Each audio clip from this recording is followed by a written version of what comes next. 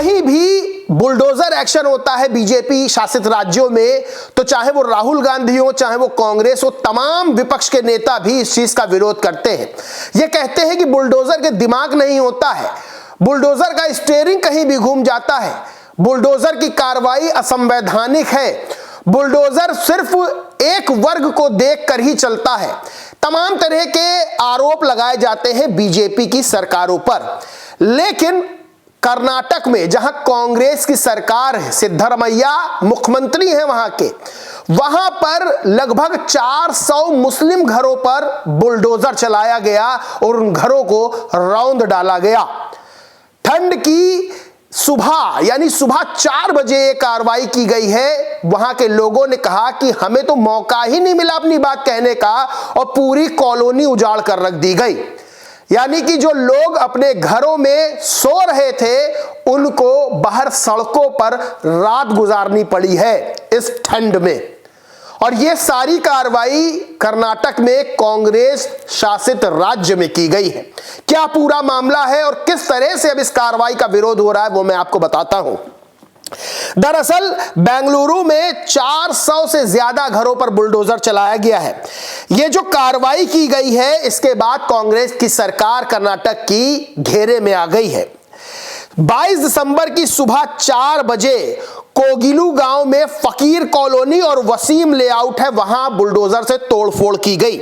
400 के लगभग परिवार जो है वो बेघर हो गए। यह कार्रवाई ऐसे समय की गई जब शहर में साल की सबसे ज्यादा ठंड पड़ रही है। Bengaluru solid waste management limited यानी कि BSWML द्वारा चलाया गया यह अभियान था जिसमें 4 JCB और 150 से ज्यादा पुलिसकर्मी शामिल थे। अब इस मामले में सरकार ने क्या कहा, कर्नाटक सरकार ने कहा कि एक घर उर्दू गवर्नमेंट स्कूल के पास एक झील के किनारे सरकारी जमीन पर अवैध रूप से बसे थे। वहीं वहां के लोगों ने जिनके घर टूटे उन्होंने कहा उन्हें पहले से कोई नोटिस नहीं मिला था, पुलिस ने उन्हें जबरदस्ती बेदखल किया।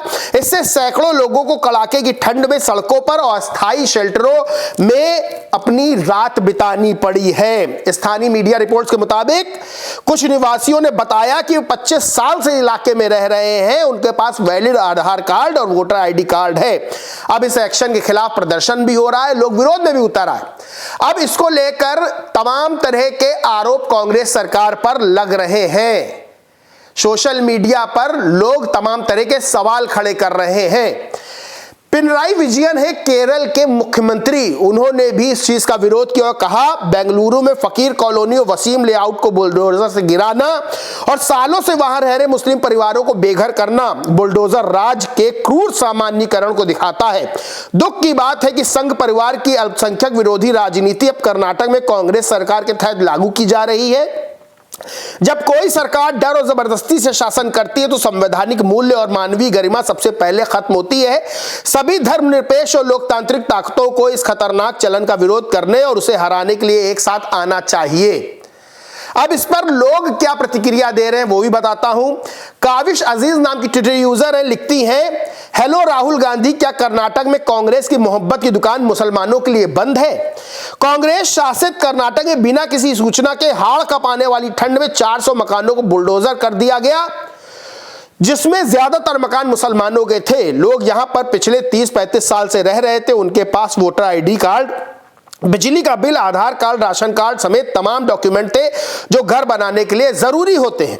वहीं आस मोहम्मद सैफी नाम के ट्विटर यूजर लिखते, कर्नाटक की कांग्रेस सरकार ने कड़ाके की ठंड में मुसलमानों के घरों पर बुलडोजर चला दिया।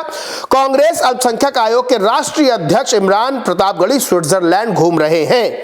भुवनेश्वर कुमार नाम के ट्विटर यूजर लिखते हैं, बीजेपी का बुलडोजर असंवैधानिक, कांग्रेस का बुलडोजर संवैधानिक, गजब का दोगलापन है। कर्नाटक में कांग्रेस सरकार का बुलडोजर एक्शन 400 से ज्यादा मुस्लिम घरों को तोड़ा। सवाल ये खड़े हो रहे हैं, राहुल गांधी मोहब्बत की दुकान क्या तभी खोलते हैं जब बीजेपी शासित राज्यों में बुलडोजर एक्शन होता है? तभी कांग्रेस के नेता और तमाम विपक्ष के नेता ये आरोप लगाते हैं कि देखिए किस तरह की असंवैधानिक कार्रवाई बीजेपी की सरकार कर रही है। एक खास वर्ग को यानी अल्पसंख्यक वर्ग को निशाना बनाकर बुलडोजर चलाया जा रहा है। बुलडोजर में कोई दिमाग नहीं होता, बुलडोजर का स्टीयरिंग किधर भी घूम जाता है।